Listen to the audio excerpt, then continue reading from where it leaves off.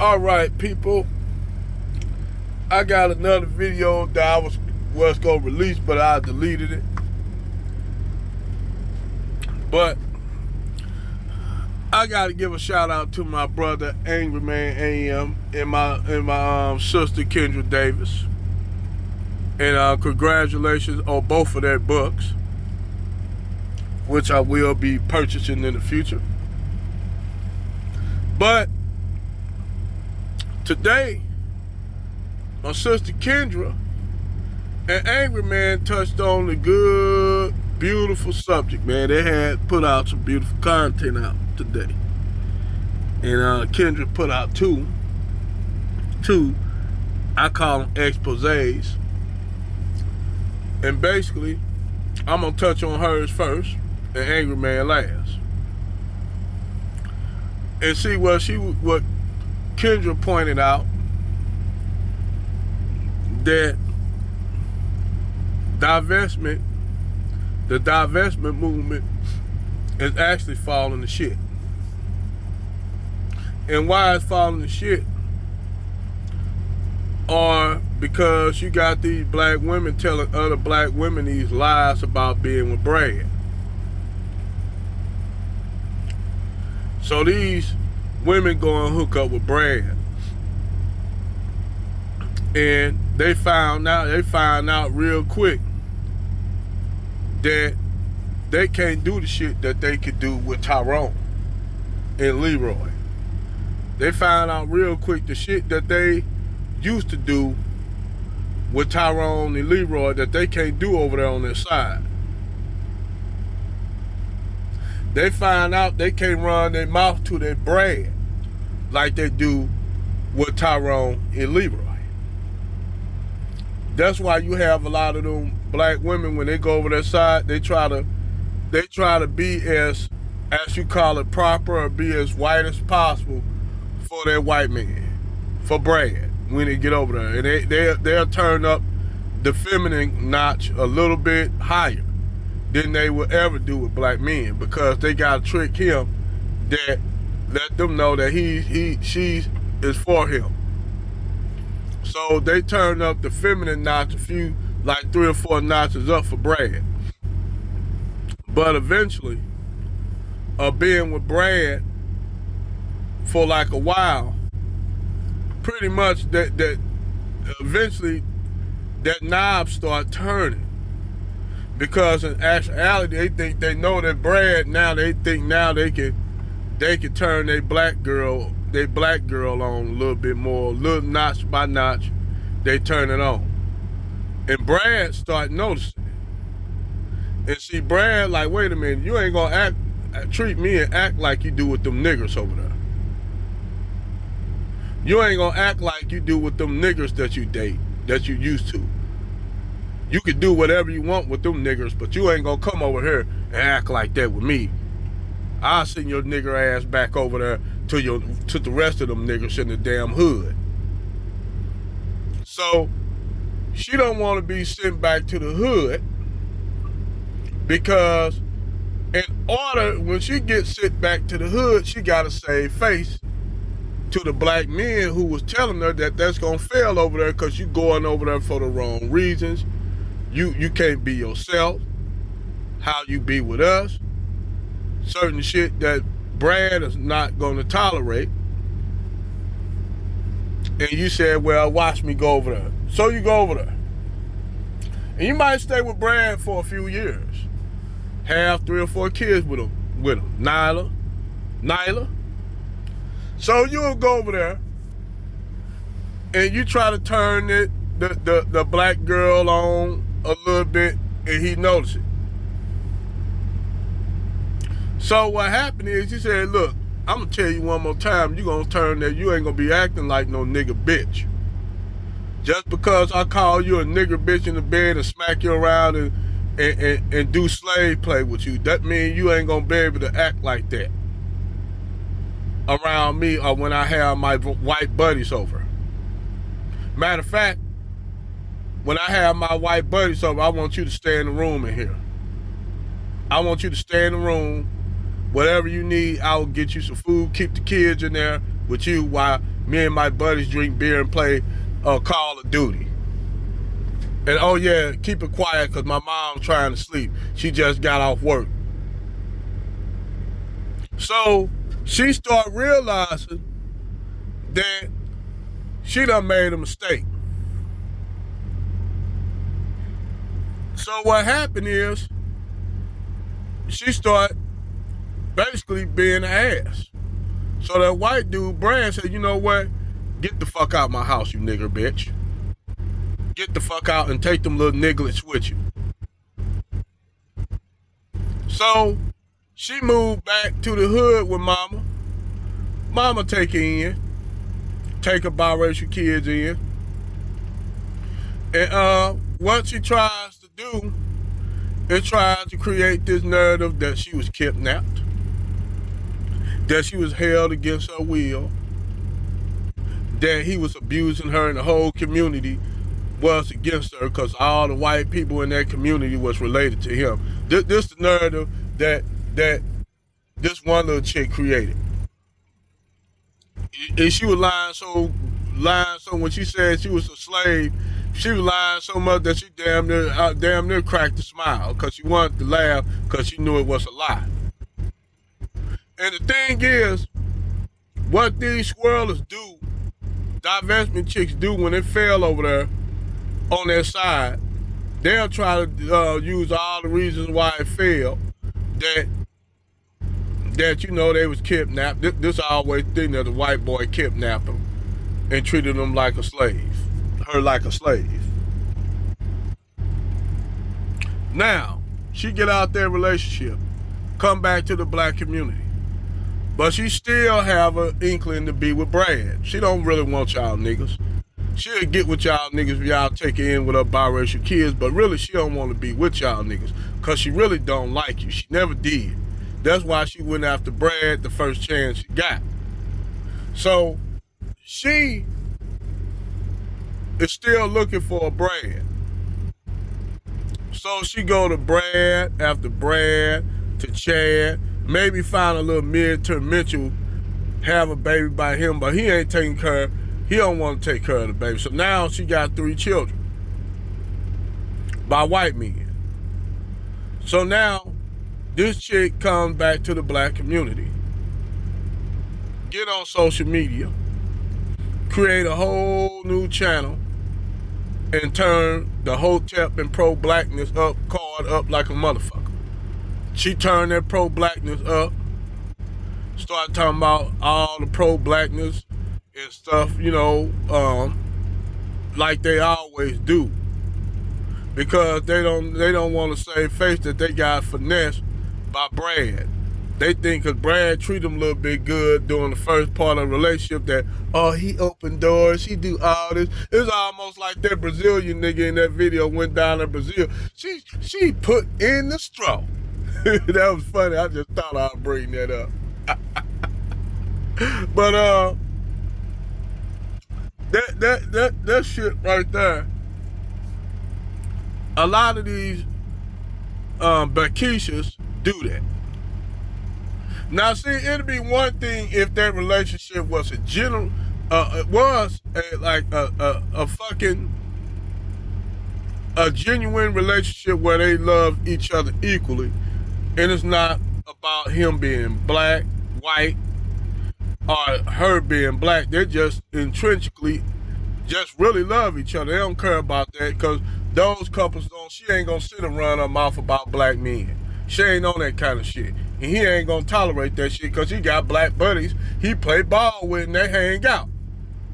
See, those kind of our dating relationships ain't really based on our dating and leveling, swirling it up. They just genuinely love each other. See, those people in relationships like that get a pass because it's not built on, I got me a white man, look at my white man, he my little pink poodle. You know? And see, what happened is you get a lot of these white men that come out here spilling the beans about a lot of these swirler and divestment chicks, how they sit up here and talk about they hate and despise black men and talk about black men like they shit. And some of these white guys they got some of their best friends are black dudes. Or they might have black dude that's married to his sister. And he a cool dude. So he like, okay, what if she meet my brother-in-law who's married to a white woman, which is my sister. And they just happen to come over and she have all this vitriol for him and this hatred for him. And I see this white guy, so I see him as my brother. So a lot of the shit that these black women do make some of these guys uncomfortable with the shit that they do. It's almost like a few years ago, this black chick tried to get her white boyfriend to do a slave role play. And he said, no, I ain't gonna do that shit. What the fuck wrong with you? So she got into a fight with him because he didn't want to play no slave role, that she wanted to be the slave. She wanted to actually play a slave role with this white dude. The white dude said, I don't get down like that. Just listen to the white dude. He said, man, I grew up with black people. And she wanted me to do that shit. See what I'm saying? A lot of these Keishas want to do sick ass shit. Don't get me wrong, you got some sick ass niggas that do some shit too. Like this nigga that they were talking about wanted to do a play where he was gonna be a fucking runaway slave and two white women are catchers and have lewd sexual shit with them. You know what I'm saying? To me, any kind of shit like that, nigga, you suspect. Whether you black or white. But normally you don't see black men doing no shit like that. But this shit is normal for black women to say we want to do massive challenge, all this shit. My white boyfriend, what my white boyfriend do, or they'll do shit, or the white boyfriends will do shit, stuff that my black girlfriend do that annoys me. You have a lot of those videos on TikTok, like white boys making fun of their black girlfriends with the hot sauce on the nightstand and shit, instead of being in the kitchen just hood. Or they make fun of their black girlfriends with a bonnet on and put fake lashes on and act like they ghetto ass girlfriends. And these ghetto ass girls be going with straight rednecks. These ghetto ass hood girls be going with straight rednecks. And I'm telling you, they are proving these black women have a lot of hatred and vitriol for black men. But you know what? The fucked up funny thing is, I found amazing that these divestment chicks and swirling chicks, they go on about attacking black men who are getting their passports and say, you know what, we up. So it ain't good enough that they say they don't want these brothers. These black men, they going abroad and saying they getting their passports and they leaving the community. That ain't good enough. See, the divestment chick and swirling chick, what it is, it ain't that they really like them niggas. If they knew that everything is solid with that white dude, that Brad, they wouldn't care. They wouldn't even talk about that brother. They'll be happy. But you see a lot of these divestment chicks up here attacking brothers that's getting their passport and leaving. And then they going to the point where they up there attacking the foreign women, like Filipino women and Latin women that these brothers are getting with, because they just don't want these brothers to have the options. They want these brothers, what it is, these brothers are not groveling at their feet, begging them, oh, please come back to us. Oh, black women, we love you. Our black queens on some Umar Johnson and what's homeboy name? What homeboy name? It'll come to me. Robert Perkins ass. Damn it, I can't think of that brother's name. But what they did was they done pushed these brothers so far away that these brothers just said, fuck it. You don't want us, we good with that. So now that these brothers are doing this, going getting passports, leaving in mass, they going getting um, women in Brazil, women in Colombia, women in the Caribbean, Aruba, Philippines, Cambodia. These brothers getting women, whether they tricking or not. The whole point is these brothers are leaving in mass, and it ain't just, it's not the dusty women, the dusty brothers. I mean, it's not the dusty guys. These are guys who have their shit together. They're like, they want them to be dusty niggas, but they know dusty niggas don't got no money to travel or even get a passport, because the niggas they used to messing with got records. That's why they talk about these black men can't afford to get no passport. Most of them niggas got records. They equate them niggas that they used to date with prison records and shit with the average brother. That's how show you how racist these black women are. Cause these black women are actually racist as fuck. They're just as racist as the white men that they date, or who they always say, always saying the white male's patriarchy. You find out that these feminists are just, and swirlers and divestment are just as racist or even more racist than the white men that they date. You start finding it out. And that's why I say when these black women like them come talking about pro-black shit, added with a little bit of feminism, when like my sister Cream said, where feminism come from, it comes from white, it's a part of white supremacy. It's a weapon of white supremacy. The reason why white men are dealing with feminism now, because it's their chickens coming home to roost. That's why I always sit up there and say, man, I feel bad for white men getting the way they getting dealt with by their women. I don't give no shit, so I'm gonna just keep it real with you. Cause he didn't want to help it to try to destroy us. Your white uncles and granddaddies and dads helped create that shit to try to destroy the black community, and now it's affecting y'all white men. So, hey, I can't shed no tear on y'all ass. Keeping it 100 with you. No problem against you, but I'm not shedding no tear. That's something y'all created to destroy our community, and now it's affecting y'all. So, hey, y'all deal with it how y'all deal with it. I don't care. But on our end, the best thing we can do as black men is not even ignore it and see it's gonna get to the point where in a minute, these brothers ain't not even gonna be talking about these black women. Because we done said all we could say. We don't have no more to say. What more that we already been proven right so many goddamn times, it'll spin your head. So now the only thing the black women told us, they don't want us, they don't need us. Not all of them. I'm gonna take that back, because my wife I'm a lucky one. I got a good one. They'll call her a pick-me.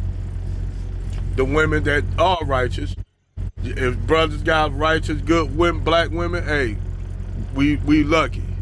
But for all the brothers that don't, they can't find one, I'm gonna tell you what. The best thing for you to do, brothers, is get your passport. And I'm gonna tell you what, before you go abroad, I'm gonna tell you what, don't go to Nigeria.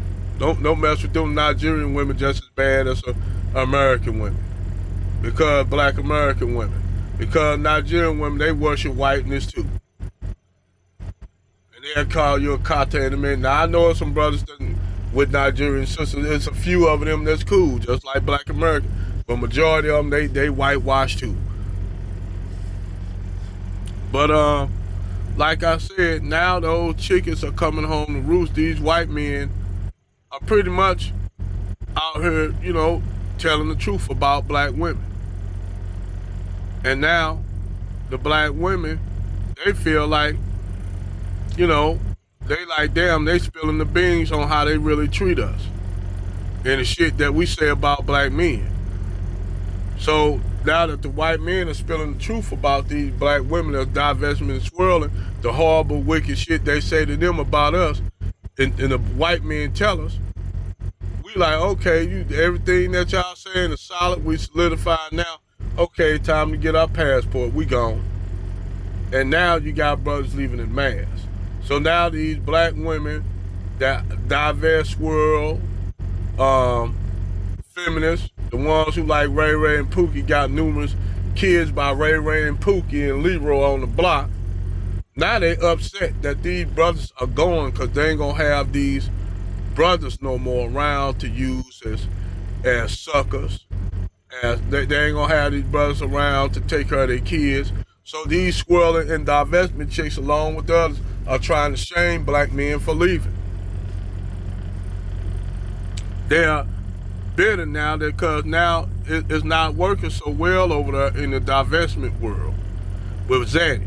It's not working over there. But they see all these brothers that they could have been with, but his ice wasn't cold enough because he was black. So these brothers, they ain't need them niggas. That's what I don't need them dusty Nikers, bullet bags. I don't need them. So them brothers said, fine, okay, you don't need us. We'll go over here and get with women that want us and build and provide for them. And then the first thing these women, these divestment and swirling women, talking about that money not even going back to the black community, like they actually give a damn about the black community in the first damn place. They were so really, they throwing the black community under the goddamn bus anyway, but they worried about the money that this brother gonna build with this Latin woman or Afro-Latino chick who look physically better, who has her natural hair, who don't have to wear a lot of makeup, who's feminine.